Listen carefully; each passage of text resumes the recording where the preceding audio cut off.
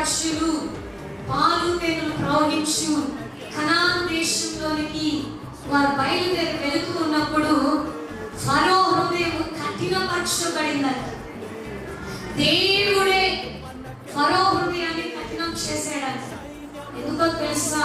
ఫరో ద్వారా యేసయ్యకి మహిమ తెచ్చుకోవడానికి, యేసు ప్రభువు వారికి మహిమ కలిగేది. నా దేవుడు మాట్లాడుతుంటున్నాడు. దేవుని ప్రశ్న, మీ పక్షముగా యుద్ధము దేవదేవుడే చేయబోతూ ఉంటున్నారు. ప్రస్తుత పరిస్థితులను చూసినట్లయితే గట్టిగా మాట్లాడాలంటే భయం, సౌండ్ కొంచెం గట్టిగా పెట్టాలంటే భయం, ఎదుటి వ్యక్తులు ఏమన్నా అంటారేమో, ఏమన్నా తిడతారేమో, ఏమన్నా కొడతారేమో. ప్రస్తుతం క్రైస్తవం ఎలా ఉంది